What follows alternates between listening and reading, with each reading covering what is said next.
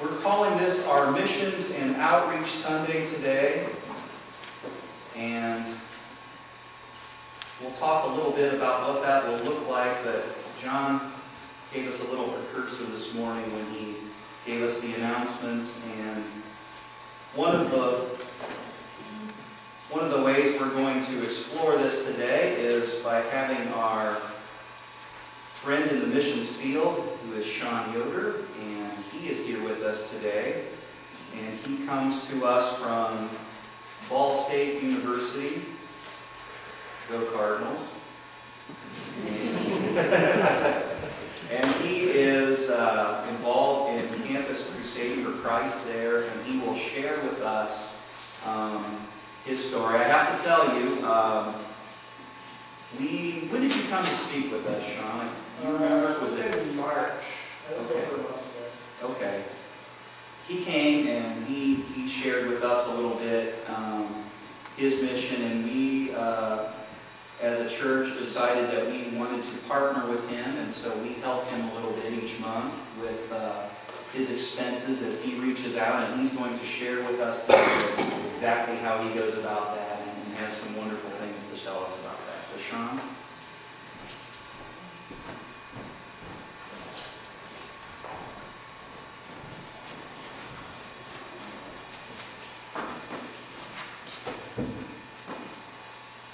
Yes, well, good morning. Good morning. Like I said, my name is Shawn Yoder, and yeah, I come from Ball State, but really I grew up just not too far from here, probably maybe 10-15 minutes southwest of Napanee. I don't know if you guys would know my grandparents, Owen and Eleanor Yoder. Some of you might do. He's a farmer, and so that's kind of where I come from. So I grew up here in Napanee, and this is home for me. So, yeah, first of all, I want to thank Pastor Mike and Kelly and the others from the mission board that I talked with, he said, over a month ago, and giving me this opportunity to come share with you. And yeah, I really am thankful for you as a congregation, just for your support, he said financially, and also for your support and prayers, because I know that prayer is huge, and I'm going to need it for sure as I go back to Ball State to do the ministry with the college crusade there, and really just working with college students and wanting them to know Christ personally. Yeah, when you guys think of a lost people group, who do you guys normally think of first? You know, most people, even including me, a couple of years ago, like I would picture like a small group of people over in, say, Asia or Africa or something, you know, really small and never heard Christ, never have anybody like contact them. And so that's what most people associate the word lost with. But when I think of that now, like the last 4 years of my life have changed my vision. And I mean, I'm thinking of a group of people much closer to our home than most people might think, and that is college students. I mean, college students number about 150 million people in the world, and so that's a huge number of people that do not, I mean, most of them who do not know Christ. I mean, most of them, you know, they actually go into college thinking of what the culture says college is all about. You know, go to party, have fun, and live life to the fullest, you know, for those 4 years or however long you're in college. And then once you graduate, that's when real life sets in, and so that's when you figure out your life. But wouldn't it be great, you know, since most of these college students do not know who Christ is, wouldn't it be great to get the good news to these people and to these students and help complete the Great Commission, just as was read this morning from Matthew 28. You know, as Jesus says, go to the nations and tell people about Christ, tell people about me, and teach them and baptize them in the name of the Lord. That is a great vision to have just for college students.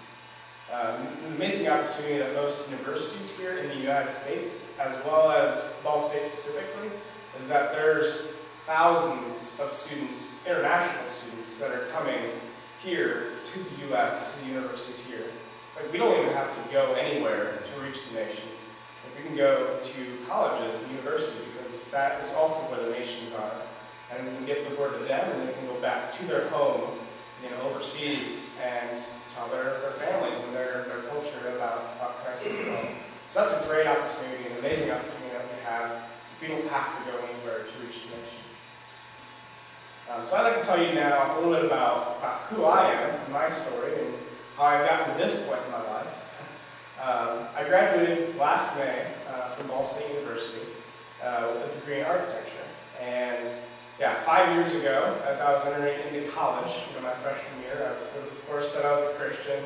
I grew up in a Christian home and a Christian community, and was raised that way, and I accepted Christ when I was 11 or 12 or something when I was a child. But I didn't really necessarily have to live out my faith, like living in this community. I mean, it's a very comfortable place to live in. I mean, it's a very church-based community and school, and I didn't really, like I said, have to live it out. And it wasn't until I got into college that I really started to see what the Lord was teaching me in my life. So going into college, I was definitely still seeking and trying to find acceptance from others. Like, that was what was defining me. I was trying to fit in with the crowd. In high school, and earlier in my childhood, so I was a very shy person. And so making friends was a little bit tougher, going into middle school and high school. And so I kind of transferred over into college. And so I wanted to, really define who I was by the friends that I had. This then led me, the first night that I was there, after I got settled in my dorm, my parents left for the day, and I met my RA and some other guys on the floor, and got to meet them, and I was like, well, this is great, I want to meet some people, and then my RA invited me, along with some other guys, to walk around campus with them that night, and just hang out, and it's like, okay, sure, I want to hang out with people, and meet some new people in my life, and so of course, I went, and so we walked around campus for a while, and come to find out, the RA takes us actually down to the frat rail on campus. The very first night that I was there as a freshman. And that was quite an experience. My first night that I was there, there wasn't a party going on at all. It was before school started, but there was still some guys drinking in the fraternity house that we went and toured through. And that was, like I said, the very first night that I was there. I wasn't expecting that at all. And I think that's how easy it is for a lot of students just to be encountered with that. That's just how quickly it happens when you're not even wanting to get involved with that. That's how quickly it happens. Even though I didn't get involved with the party scene, thankfully by the grace of the Lord, over those 4 years in college, I was still seeking, like I said before, still seeking the approval of others and letting that dictate where I went and not where the Lord wanted me to go. And it wasn't until I got involved with a small group Bible study with some other guys involved with Campus Crusade for Christ, which is also known as Crew, that I really saw what it looked like to live my life out for Christ. So over those next 4 years that I was in college, God was really just working in my life, continuing just to help me grow in my faith, and giving me more and more of a heart for college students and for ministry. But this last summer, actually, when I was on an extended mission trip to Canada, leading a group of younger men from different colleges around the country, was when the Lord really brought me to a point of giving up my whole life to live in my eternity. I wanted to invest my life in 3 things that are eternal. And the director gave a talk on how to live in light of these 3 things. And the first is God, the second is His Word, and the third is people. It's like people have an eternal impact because their souls will live on forever. So as I thought and prayed a lot about my future and about my future within architecture, because I was actually planning on going to graduate school starting this last school year, I thought and prayed about that. I saw God just really showing me how that would, the work that I have to do within that, basically take over my life and not giving me enough time that I wanted to invest in other people. I'm a very hardworking and dedicated guy, so if I have a job or work, lots of work to do, it's like I'm going to devote all my time to that, to finish it, and to get it done, take time away from what I really wanted to do with my life. And so, I came to a point where I really felt God calling me away from architecture and away from graduate school. And so, in a matter of a week, I dropped grad school and dropped architecture and felt God calling me to pursue full-time ministry, and where I could invest my entire life into things that will last eternally. So he led me back actually to the ministry of Crew because of how this ministry had changed my life over these 4 years when I was in college. And I wanted to help other college students coming in, into Ball State specifically to experience that same life change that I experienced when I was in college. So like I said, I'm going back to Ball State University to be a staff member with Crew there. And within their campus ministry, they have Campus Crusade, the overall organization has, I don't know how many ministries involved with that, but one of them is the campus ministry focused on college students. And so that's what I will be going into as a staff member.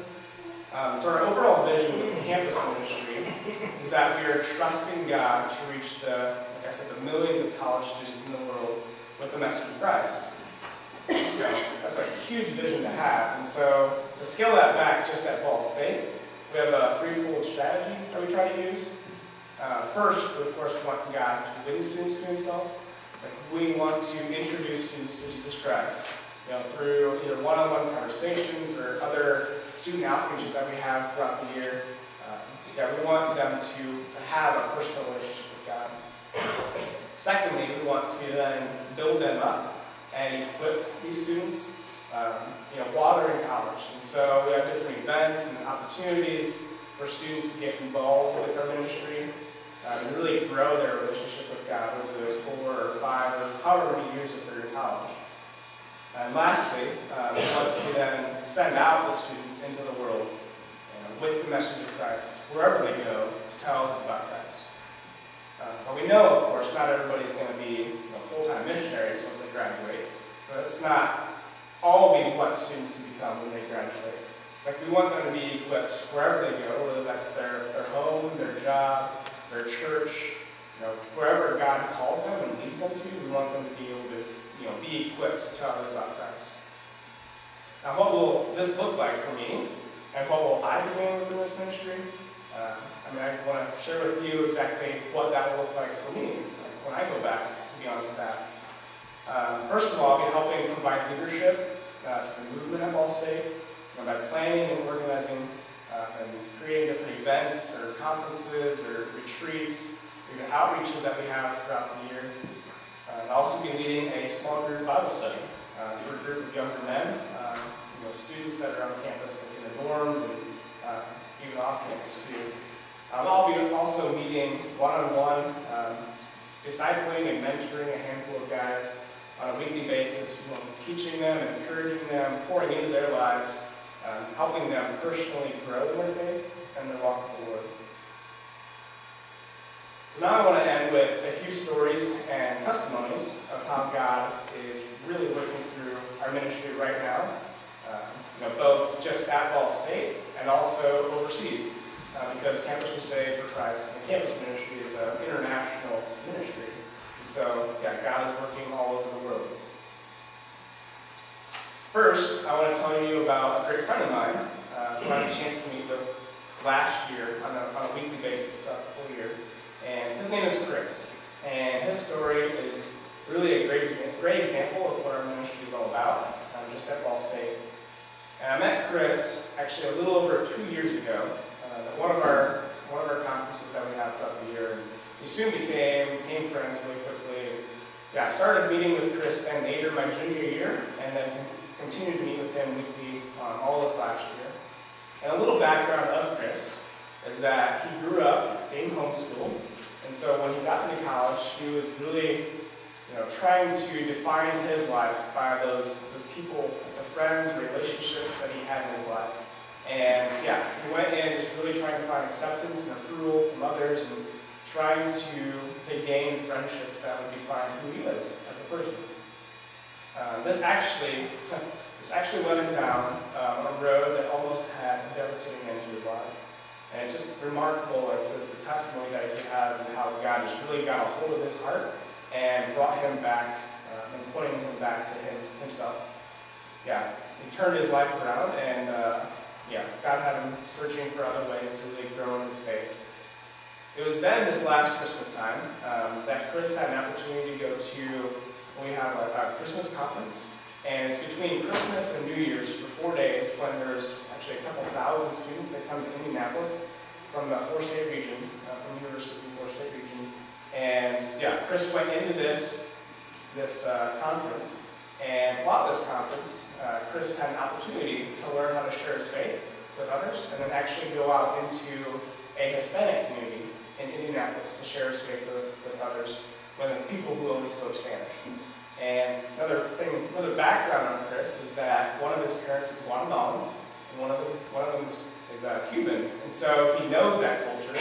He knows how to speak Spanish, and so that was a really great opportunity for Chris, and going into that community and talking with people who only spoke their native language.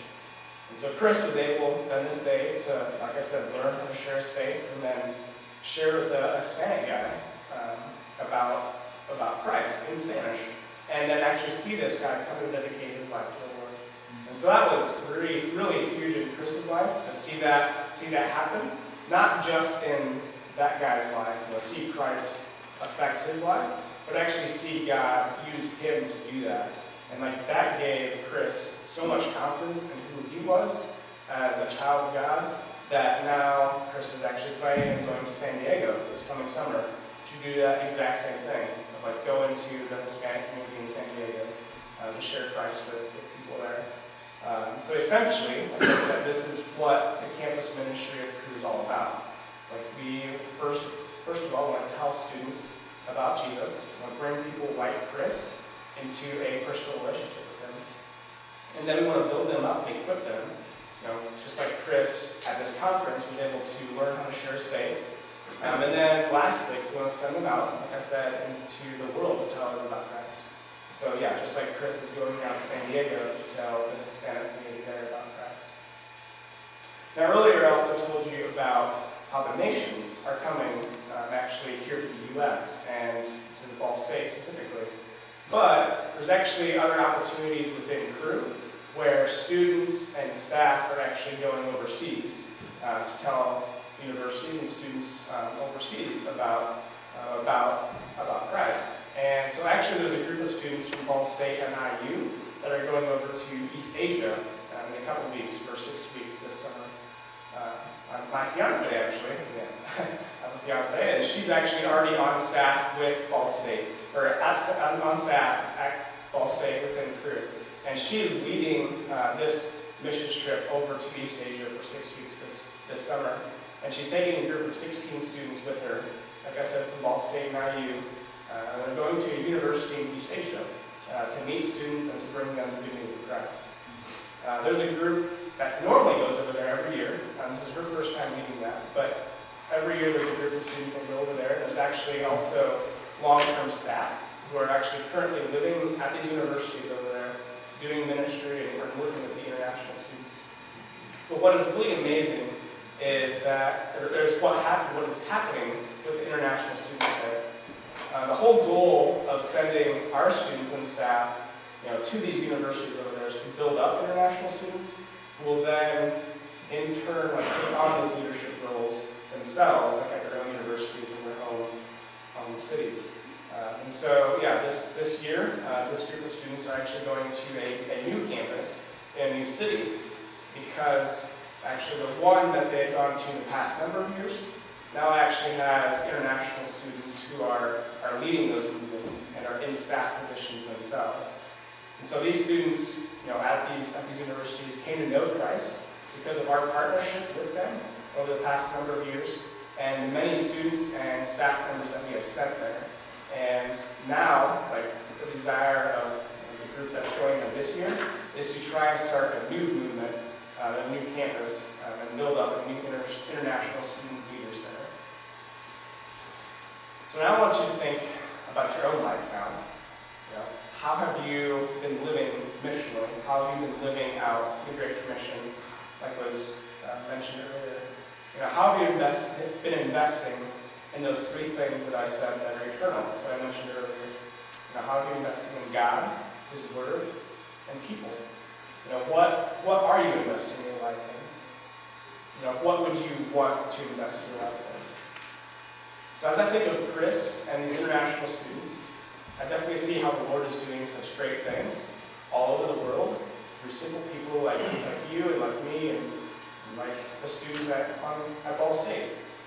Through the power and the work of the Holy Spirit in our lives, we can and will make a difference in make a difference in eternity if we allow Him to use us. Now, saying that I always remind myself that I love saying is this: God does not call the equipped; He equips the one He calls.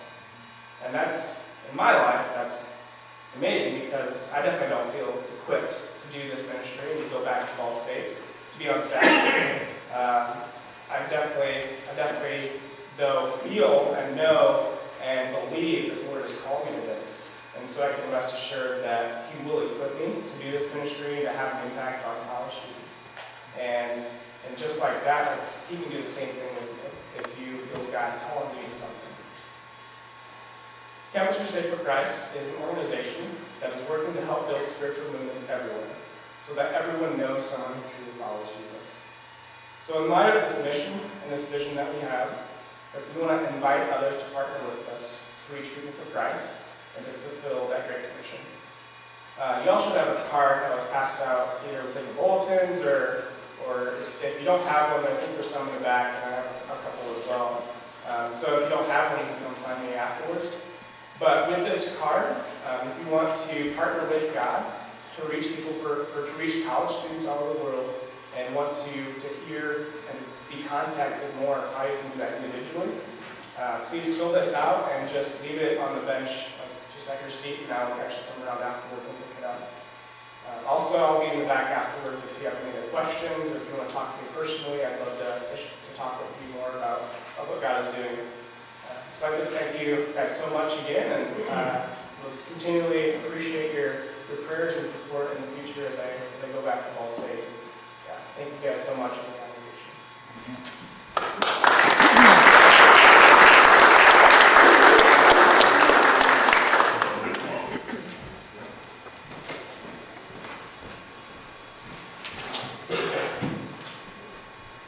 Just want to thank Shawn, Yoder again for coming and speaking, and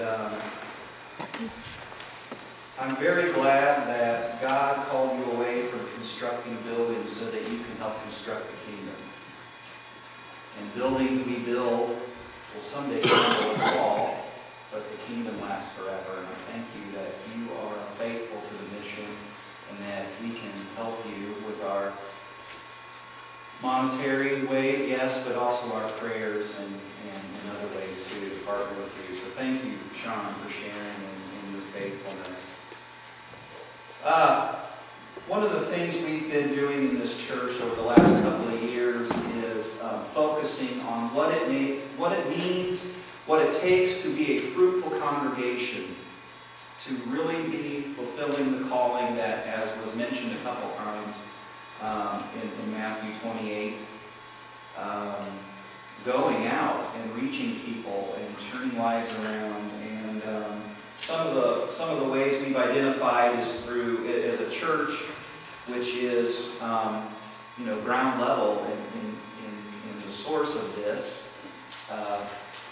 In sending people out is through radical hospitality. You've heard some of these words before: passionate worship, intentional faith development, extravagant generosity. And one of those, too, is risk-taking mission and service. Shawn is taking a risk in doing what he's doing, but he, as he said, believes very intently that God does not call the equipped, He equips the called. And so he has that calm assurance that he will be fulfilling the mission God's calling him to do. And we can be assured of the same.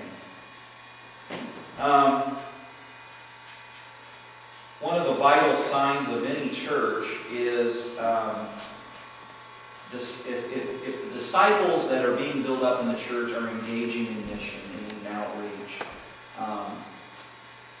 If we're always just keeping Jesus in the house, that's not really effectively answering the call. And so we have to get out beyond the walls. And as John alluded to this morning, we have decided that we want to work towards the goal of having 100% participation in missions, in outreach, and getting the word out and living out the calling that God, through Christ, calls us to do. And so 100%, what does that mean? Well, we give and we are paying our apportionments, to use Methodist terms. We're sending in money each month to aid the ministries of the church, which do include international and national and around. And also, we give locally, though. There's plenty of mission work to be done right in our own backyards.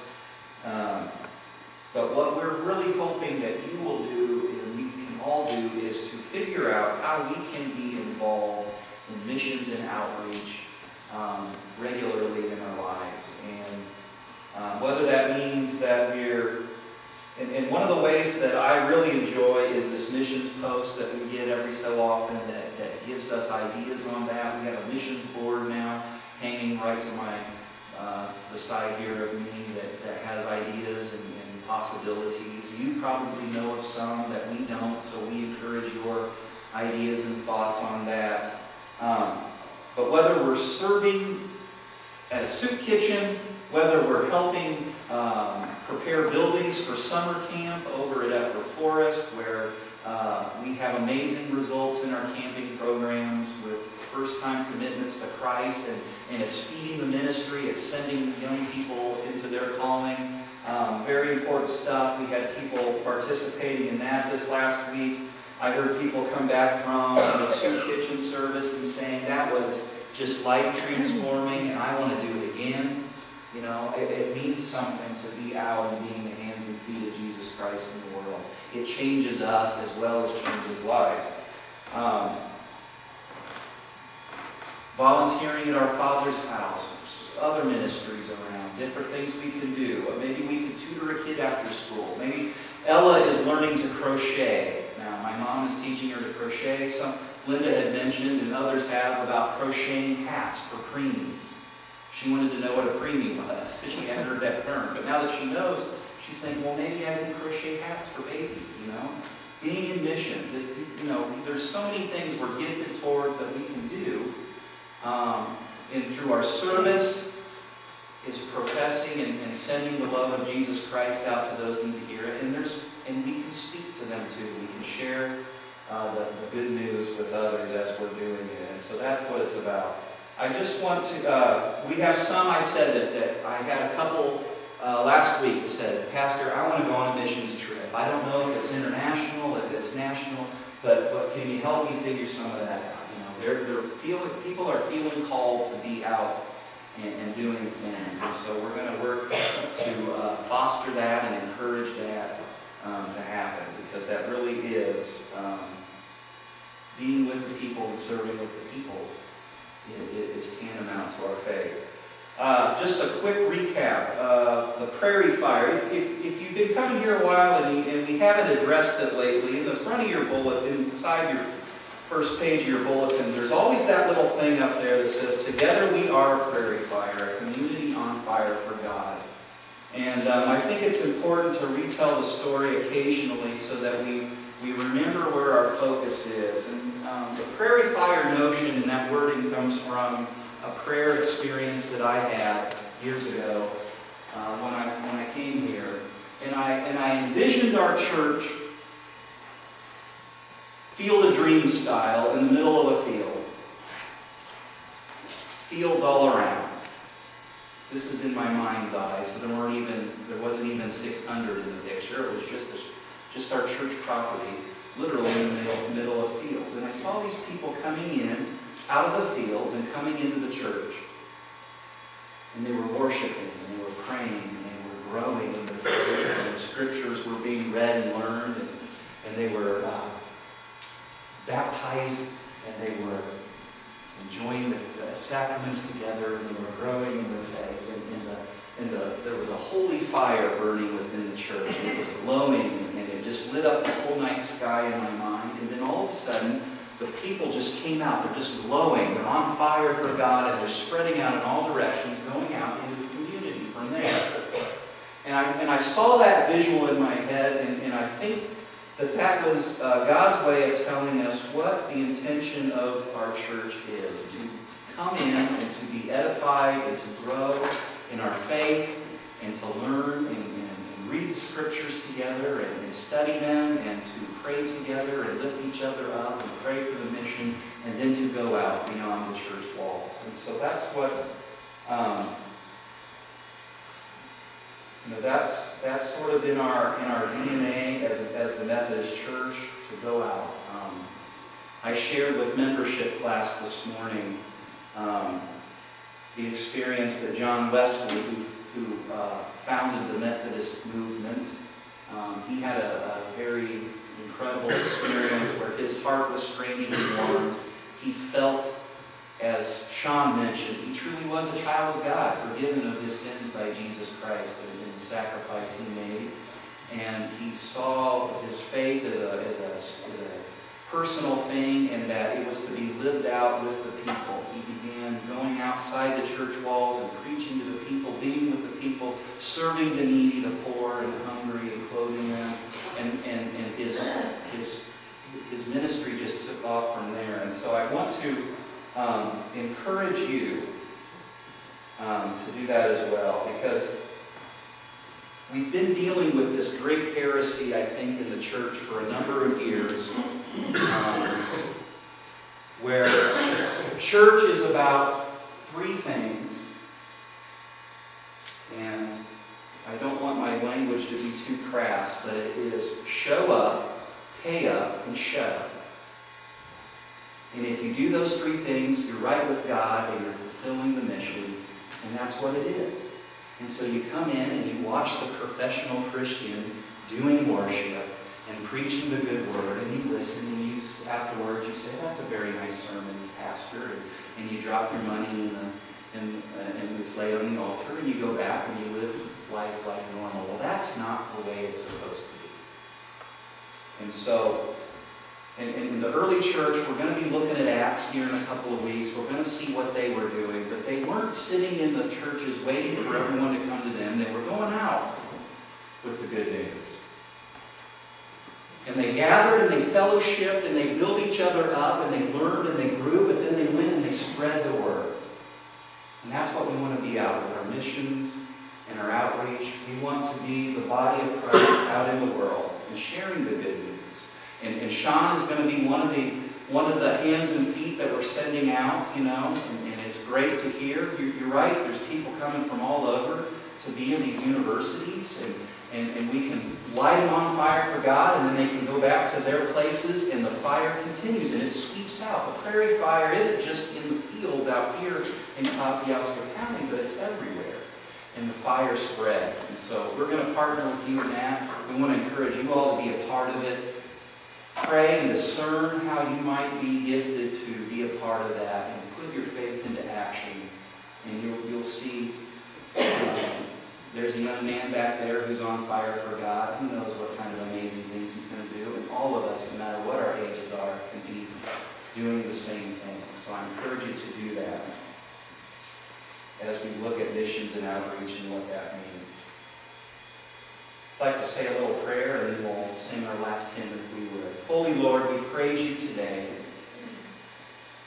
Lord, we thank you that you were in mission for us, that you were about outreach for us. And you came to us when we were in our dark places, when we were lost. And most likely you sent somebody who heard the good news to us, and that's how you reached us. But the important thing that we know is that you came to us, and so we want to go to others as you came to us with this incredible good news that changed our lives, Lord. Guide us as we go. Help us to discern our gifting. Help us to open our ears as we're praying to you diligently and asking, Lord, how might you use me to be about the work of your kingdom? Let us open our minds and our hearts and our ears to listen to your voice so we can answer the call. Give us that calming peace and assurance that you will equip us as we go out. Help us to transform lives as you have transformed ours. And may it all be to your glory. in the glory of the one and only Jesus Christ our Lord. Amen.